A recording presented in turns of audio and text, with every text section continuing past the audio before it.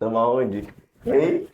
Chegar no nome agora, Chegar né? no nome, doutor Paulo Giorgio, um nome, foi sumidade. A gente lançou, não foi, Andrezinho? A gente lançou e disseram que ele era top 5 muito Unânime. fácil. Unanimidade. É muito raro você ter um advogado unanimidade. Vamos bater na porta dele, invadir o escritório dele e perguntar um bocado de coisa sem sigilo. Olá, Tudo seja bem, bem-vindo, doutor? por favor, Como é que você entre. tá? Como De vai? surpresa, com Ó, câmera meu e tudo. amigo, como está? Bom. Vamos entrar, por favor. A Fique à gente, vontade, a venha. gente combinou que ia ter um vlog, mas a partir de agora é tudo surpresa. É assim mesmo. Pode filmar a sala, pode filmar tudo. Se tiver livro na mesa, nós vamos perguntar o que é esse livro, o que é Fique que à ele vontade, lê, o que fique é à que ele vontade, pode gosta. perguntar. Dá um close aqui, doutor. Aí. Pra que é? Pra que é, doutor? Aqui. Sustentações orais, por Sustentação videoconferência. Né? Aí eu tenho uma história Que com bacana, relação a viu? isso. A primeira videoconferência, sustentação oral do Tribunal de Justiça, foi conosco. Eu fiz, a desembargadora foi a doutora Lira Ramos, eu ainda lembro. Foi em 2018, antes da pandemia, antes de tudo isso, com muita insistência, o tribunal colaborou também, e nós conseguimos a primeira sustentação oral aqui Que do Tribunal espetáculo, de Justiça viu? do Estado do Ceará. E a gente vai investindo, a gente tá ali, a indumentária, né? A veste tá lá, a Ali é a beca. capa do Batman, mostra É. ali. Mostra ali. Tem um recanto do Guerreiro depois, não sei se a gente pode filmar. Claro. E ali é onde a gente aqui tenta seguir o protocolo, né? Lindo, Se lindo, o tribunal segue, a advocacia necessariamente tem que seguir também. Eu vejo, às vezes, algum colega faz até de camisa gola polo ali. Teve um Não, caso não no existe tribunal, isso. não daqui, mas que eu vi, o cabo deitado numa rede. Sabe, eu sei que o home office às vezes dá esse conforto para você, mas não pode abusar, né? Advogado é advogado, né, doutor? Então, Tem que ser com a formalista. bênção do Padre Inciso, Ah, tem que ter. vamos começar, Tem que ter, vamos sentar. começar a conversar agora com ele. Vamos nós. É tudo ao vivo, Andrezinho? É tudo ao vivo. Eu vou fazer, sabe o que? Nós vamos botar o microfone aqui, eu vou ficar conversando e depois o Andrezinho vai e arrocha o nó. Tá no mute? Tá pegando? Tá pegando? Ó, tudo ao vivo e a cores. Eu vou falando, depois você vai Eu perguntando. vou botar no assim mudo vai. aqui. Voltar à sessão, vou botar no mudo. Pera. Primeira pergunta, logo. Ele tava vendo a sessão sobre a matéria da Lei Maria da Penha. Ele tava compartilhando aqui com a gente ao vivo. Coisa linda é você chegar no escritório e ver o cara estudando. Eu acho isso um espetáculo. Porque a advocacia é uma profissão intelectual. O insumo que a gente tem é a cabeça. Se você não sabe fazer petição, se você não sabe fazer audiência, se você não sabe despachar, você é advogado de quê? A matéria-prima tá aí, eu costumo dizer desse jeito. Primeira pergunta, quem é o Dr. Paulo? Para quem ainda não conhece. E para quem conhece? Bem, eu sou advogado aqui na cidade de Juazeiro do Norte. Sou muito feliz de ser um advogado de Juazeiro, da região do Cariri. Sou orgulhoso da minha origem. Gosto de todo dia acordar sabendo quem sou, como sou, onde estou e por que estou, né? Sigo uma tradição de família, né? Sou filho de advogado, sou neto de advogado, sou irmão de advogados, sou esposo de advogada. Então, assim, é um ambiente, né, que envolve muito a profissão e essa convivência familiar vocacionada a essa área. É muito bom. Tenho um envolvimento muito bom com os meus colegas advogados, faço parte de uma equipe no escritório grande, uma equipe boa, uma equipe que a gente vai além digamos assim, do relacionamento profissional, somos todos amigos, né? Parte é família, parte não é família, mas todo mundo faz parte, né, de um conjunto com o mesmo propósito. Eu já sou inscrito há 22 anos, mais ou menos. Hoje minha OAB, como o povo costuma dizer, já é das antigas. Até um dia desse era bem novinha, né? Mas hoje não. Hoje ela já tem um tempo de carreira e um tempo que eu procuro usar sempre a meu favor. Eu não me sinto cansado, eu me sinto cada vez mais preparado, mais disposto a esses novos desafios. E você falou até que gosta, por exemplo, quando o advogado ele para pensar, às vezes não só aqui, mas no escritório também, que aqui eu estou no home office hoje, mas eu tenho um sofazinho lá, eu sento no sofá sem nada, deixo o celular no canto, deixo os documentos que a gente está dando para lá também, para quê? Para pensar. Eu lembro que uma vez um colega, um parceiro lá do escritório, ele entrou, ele olhou assim na minha sala e pensou que eu estava dormindo. Ele olhou assim, acorda, rapaz, vai trabalhar. Aí eu disse, eu estou trabalhando, eu estou pensando. Experimente, eu brinquei com ele, sabe? Mas é isso, a advocacia ela vem da reflexão. Não existe livro nenhum que vá resolver a vida por completo do advogado, não existe precedente que vá resolver tudo. Às vezes é a partir daí. E o precedente ele vem sempre de uma ideia. Eu sempre às vezes me entristeço quando eu vejo desembargador tal, julgou tese tal, ministro tese tal, porque por trás disso teve um advogado lá que desenvolveu essa tese, geralmente. Não que os magistrados, os julgadores, eles não possam ter iniciativa de criar uma nova teoria, mas geralmente, eles aderiram a uma proposta que veio de quem? De uma petição, de alguém que provocou o judiciário, que por muitas vezes ele é inerte naturalmente, né, precisa disso para que faça, mas às vezes o destaque acaba indo para um colegiado, para um tribunal, quando na verdade foi uma pessoa, às vezes sentada lá no sofá, né, que desenvolveu aquela ideia para melhor servir o seu constituinte. De fato, eu costumo até, Paulo, sempre dizer isso, que a criatividade, se você for ver o movimento jurisprudencial, ele sempre é criado de alguma tese de um advogado, né? Não desmerecendo, lógico, né? O juiz, como você falou, tem a questão da própria inércia, ele tem que ser provocado. Sim, sim. E os autores aí, no caso, normalmente são o Ministério Público ou o advogado, né? Representando, cada um representando. Ou a sociedade ou uma parte particular ou a coletividade. E a gente nota que realmente são poucas as jurisprudências, né? Mais uma vez eu falo, não desmerecendo o Ministério Público, que é gerada, é criada através de uma tese oriunda do Ministério Público. Normalmente é o advogado, né? E eu acho que é uma realização do advogado quando ele consegue, de fato, criar uma tese, né? Sim. Ele ser realmente o pai daquela tese e quando aquilo é firmado, é por isso que eu também amo a nossa profissão, né? Aqui, complementando, você falou que eu comungo da mesma ideia também. E uma coisa boa disso para a advocacia é que você tem essa liberdade. Você pode criar uma tese até sem você ter o caso. Até você, digamos assim, essa situação não bateu a porta do meu escritório. Não, mas você tem essa liberdade de buscar e a partir daí se desenvolver.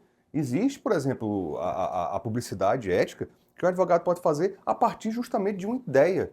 Digamos, eu descobri que para aquela categoria, especificamente de profissionais, há uma possibilidade de uma restituição de valor ou que eles pagam qualquer coisa além do que deveria pagar. Eu posso expor a minha ideia, sem nenhum cunho apelatório, claro, né, mantendo a sobriedade, para que a partir daí eu consiga, ou seja, caminhar com base nessa ideia que eu tive. E, inclusive, Excelente. obviamente, receber os louros financeiros, né, decorrentes dessa originalidade. Excelente. Vamos fazer uma metralhadora? Rápido, bate Claro. pronto. Depois eu faço a final. E depois tu faz um monte. Não, antes de deixar, já passar o dia todo aqui, né? É, Seu dia mais feliz na advocacia? todo dia. Boa. Dia mais triste? Poucos dias. Poucos dias. Gostei dessa. A tese preferida? A liberdade. Mas quando eu digo liberdade, não é o cárcere apenas. É a liberdade sobre todas as coisas. Sobre onde você está, sobre você ser, sobre o que você pensar. Para mim é a melhor coisa a se defender. Eita, gente. Pancada, hein? E a tese que mais gostou de ter criado ou de ter assumido processualmente? Aquele caso específico. Foi um processo que eu advoguei para Seu Lunga. E quando eu digo Seu Lunga, eu falo Seu Lunga mesmo. E nós ganhamos. E aí, como é que foi? Nós defendemos que, apesar de Seu Lunga ser do domínio popular, ele ainda é uma pessoa. E a sua imagem ela é irrenunciável, a sua honra é irrenunciável, e nós conseguimos proibir a publicação de cordéis que já eram publicados há décadas. Porque por trás de toda aquela imagem tinha uma pessoa, que era senhor de direito. Que pancada. Por trás de toda imagem tem uma pessoa, né? Qual é o seu cliente preferido? Ou foi, ou já teve? Essa pergunta Eu essa vou pergunta falar de um é. tipo de cliente, na verdade. Eu acho que são as crianças que precisam de terapias e tratamento de saúde. São os clientes que eu mais me sinto bem em atuar, né? Sou especialista na área, então eu gosto muito desse tipo de clientela, porque são clientes que às vezes nem falam, e nem poderiam se quisesse, mas a gente sente a realização do direito com eles. Pega no coração, É né? demais. Tem a ver com a Laurinha? Tem a ver com todos. Minhas filhas, quando nasceram, as gêmeas, elas ficaram meses no UTI. Eu senti aquele sofrimento que vejo sempre nos olhos dos meus clientes, das minhas clientes. E isso mexeu muito comigo. Desde então, na verdade, já antes eu trabalhava, mas acentuei ainda mais o meu trabalho como um sacerdócio a favor dessas pessoas. E como é o Paulo, pai, esposo, filho? O que é que tem debaixo do terno que ele queria falar aqui? Muito sentimental. Eu sou uma pessoa que busco muito o aconchego na minha família. Eu vi você cortando sabe? a carne pra colocar no prato delas. A gente jantou ontem, já foi. Tem coisa que é só pra gente, né? Paciência, né? Eu tenho um cuidado enorme. E foi lindo. Quando você vê um pai ali cortando a carne, colocando pro filho, vendo se comeu, se não comeu, se gostou. Aí você, no detalhe no jantar, não sei se concorda, mas eu acho que no detalhe do jantar entrega tudo. quem é aquele homem de casa. Tem um que não gosta de ser pai e acabou sendo pai. Tem um que não gosta e nunca vai ser. E tem uns que eu acho que é seu tipo. A minha E família, o de nós três aqui. Tem um minha que é família, viciado em ser pai. Olha aí. viu? É tudo que eu tenho. Será que tem menino? Né? Esse é o meu verdadeiro patrimônio, esse aqui, ó. Verdadeira riqueza, né? Viu? É a minha maior riqueza, sem dúvida. Que espetáculo, espetáculo. Opa. Vai. Bombardeio, ele saiu Paulo, tudinho ligeiro. Viu? pensei aqui, até fazer uma constatação, eu falo muito sobre a advocacia, sobre a segurança, né? Eu acho que medicina e advocacia são duas profissões que, quando você pega um profissional seguro, né, é muito bom. E no meu caso, né, como colega, né, de profissão, e agora um amigo também, que já o considero, é muito gostoso você estar perto de uma pessoa que é segura, né, e que sabe o que está falando. Como também, quando não sabe, sabe ter a humildade de dizer que não está falando. A gente tem hoje 3 pontos aqui que são importantes da advocacia, que é inteligência artificial, rede social, junto com publicidade, e também com relação a quantidade de profissionais na área da advocacia que existem hoje, né? Porque a maioria das pessoas se formam em direito e naturalmente já se tornam advogado, mesmo sem querer, mesmo sem ter vocação, assim como você falou que tem. Então, dentro desses 3 pilares aqui que eu falei, desses três assuntos, né? Rede social, inteligência artificial e a quantidade de profissionais, né? Se o mercado realmente está inchado ou não, como dizem, que eu particularmente já digo que não concordo, perspectivas da advocacia. Qual é a palavra que você consegue falar, principalmente para os jovens advogados, né? Você que também já foi durante muitos anos professor de universidade, você tem uma noção da realidade, das pessoas como sai para o mercado. Qual mensagem você poderia deixar e como é que você enxerga essa perspectiva da advocacia para os jovens advogados? E também para os que já têm experiência, como é o seu caso. Já tem uma larga experiência aí de 22 anos e eu particularmente tenho aí 12 anos e por muitas vezes eu penso, daqui para frente o que eu vou fazer, né? Então essas duas perspectivas sua, né? O que você pensa para você, para o futuro, dentro do que você consiga ficar à vontade para falar, como também para a jovem advocacia. Existe, de fato, um número muito grande de advogados na nossa realidade. O Ceará não está distante da realidade do Brasil. Pelo contrário, talvez proporcionalmente ele esteja no top 5 aí por quantidade de advogados. Até porque o exame é nacional. E, obviamente, que os cearenses são mais aprovados do que a média comum. Essa história de cabeça chata, obviamente, tem alguma influência neurológica. Mas, enfim, o mercado em si, ou seja, o campo de atuação da advocacia, ele não foge à regra de outros profissionais. Eu peço até, fico encabulado de falar dessa forma, mas é como a selva. Né? Sobrevive quem se esforça, sobrevive quem se dedica, isso é fato. E nem tudo está relacionado à idade, à composição, se você já tem estrutura ou não tem. Isso não são fatores absolutos. Não são fatores absolutos, até porque quem tem muito tempo de advocacia tem menos tempo para o futuro. Quem está começando agora tem uma estrada ainda toda para percorrer. E isso são regras que não vão mudar. Então, a quantidade de profissionais só torna ainda mais, só melhora a qualidade profissional, porque a exigência do mercado vai aumentar, certo? E antes de mais nada, advogados são pessoas que também contratam advogados com uma qualificação maior. Eu advogo para muitos advogados, bacharéis em direito, e a gente percebe nesse tipo de clientela que você vê uma pessoa que já chega bem formada, já entende o trabalho do advogado e facilita muito. Então eu vejo de maneira positiva. Com relação à publicidade e redes sociais, vamos lá. O nosso código de ética, ele usa a palavra sobriedade 5 vezes. É um recado bem dado aos advogados, que a publicidade ela deve ser feita com comedimento, sem cunho apelatório, tudo isso. Mas a originalidade, que já faz parte da advocacia, não pode sair da publicidade do advogado. O advogado ele tem que pensar em sair do básico, sem perder esses critérios, mostrar que ele existe e o que ele pode fazer por qualquer pessoa. Ou seja, que tipo de clientela ele se direciona e o que ele vai servir aquele nicho, de que forma ele vai servir. É direito dele e ele deve buscar fazer isso. A rede social é um instrumento fabuloso para você conseguir fazer essa pulverização para informação. Todavia, às vezes é uma via de mão dupla. Às vezes você se expõe, eu vejo alguns colegas, advogados e advogadas que, talvez na sofreguidão de querer, né, se impor o seu nome, de mostrar, acaba abrindo as portas um pouco da sua intimidade, da sua vida privada, saindo da sobriedade, às vezes alcançando a beira da risibilidade. E isso é grave, isso é perigoso, não apenas do ponto de vista deontológico, mas até mesmo da credibilidade que esse advogado quer ter e acaba tendo outra coisa. Com relação à inteligência artificial, bem, o que é que eu posso dizer? Essa tecnologia já permite, por exemplo, que um veículo saia daqui, de Juazeiro do Norte, até Fortaleza, parando nos sinais, desviando de uma bicicleta, de um animal, de tudo, você ia dormir nesse carro? Você confiaria chegar até Fortaleza? Você conhece a estrada, você acredita na tecnologia, mas ainda assim você iria dormir tranquilamente, sabendo que poderia acontecer uma coisa e você está ali dormindo? Eu estou falando só você, não coloco nem a família na questão. Ainda não. Ainda não. Então, assim, existe o fator humano que não está longe de ser abandonado. Até porque a inteligência artificial ela nasceu da Terra. Alguém criou e estabeleceu. Os algoritmos eles estão feitos por seres humanos, onde eles são desenvolvidos, às vezes, também pela própria inteligência artificial. Então, há um controle. A inteligência artificial eu vejo como uma ferramenta formidável na desenvoltura do advogado, inclusive como uma forma de pesquisa. Eu comecei minha advocacia ainda pesquisando jurisprudência em livros e digitando o acórdão, porque existiam sites, tribunais, que sequer tinham disponibilidade de você consultar. Então a inteligência artificial ela ajuda você a buscar, a encontrar, mas a fiscalização, o controle, o domínio dessa ferramenta vai depender de cada profissional. A gente escuta, vez por outra, problemas relacionados a isso, todo princípio tem, mas que podem custar caro. Então, o conselho que eu dou é que sim, é uma excelente ferramenta, usamos essa ferramenta, mas com muita segurança e preocupação. Existe. Nós estamos diante de inteligência. Isso é bom. Eu gosto de conversar com gente sabida, gente inteligente. Porque é a hora que você percebe que Deus realmente quer que você dê um passo.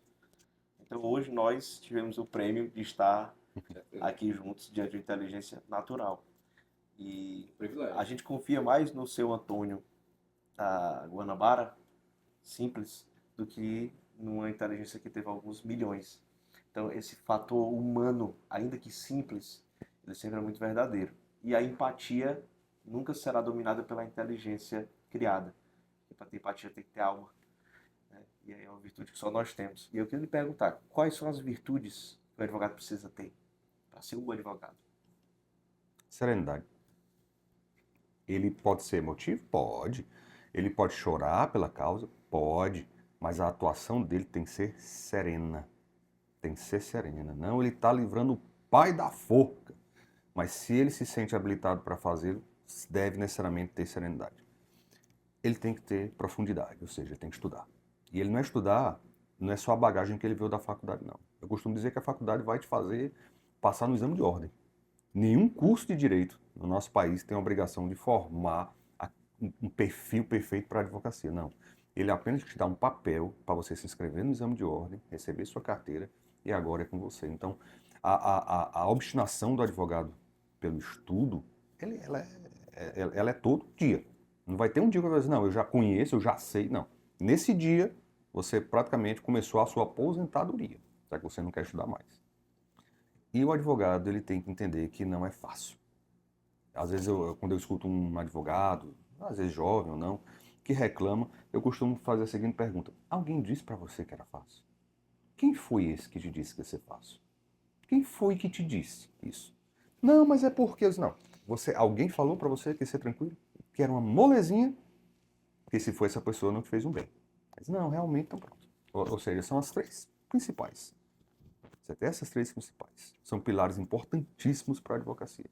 Lógico que também vai se somar outras, mas para mim, como numa receita de pizza, né, você tem que ter os ingredientes principais. O resto aí se soma. A receita de cada um. E É. qual advogado ou advogada que teve isso?